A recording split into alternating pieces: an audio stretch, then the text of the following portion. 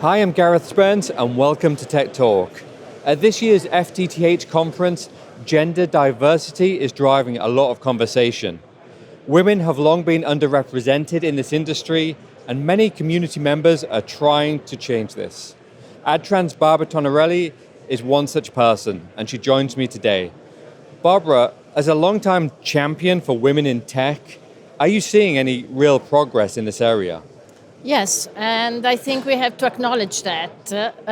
We are seeing more women in visible leadership roles. We are seeing organization in having more genuine commitments. And we are seeing that there is an open conversation now about the barriers that exist in tech. You've been deeply engaged in inclusion and diversity initiatives. What initially motivated you to get involved? Yes, well, motivation came from my experience. I believe that representation and actions are key. And I still believe that entering as a volunteer, being engaged for a long time brings real benefit. It's important to consistently contribute and make space also to others. And here is the place where you can do that and really demonstrate it. When we talk about women in tech, what makes the biggest difference in practice? Mindset and culture. And I think when we really engage and have inclusion as part of the culture in companies, then there is where change is happening.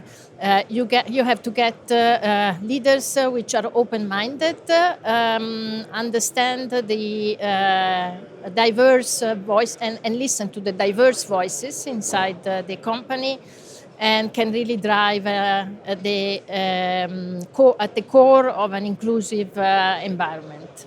How important is data and measurement when addressing diversity and inclusion? Very important, extremely important, I would say. We have to compare the situation with coming out from the data analysis inside our companies to get the understanding of the status quo. Find the gaps, so be careful with what we are taking as actions to fill them. And compare also with the others to stay competitive and being innovative in our sector and increase the quality of our work. Gender is often the focus of these types of discussions, but do you think organizations need to think more broadly? Yeah, right. This is exactly where we at the Council as well are heading to. We started working more on other diversities besides gender, although of course the gender gap is still there and we can feel it and see it even here today.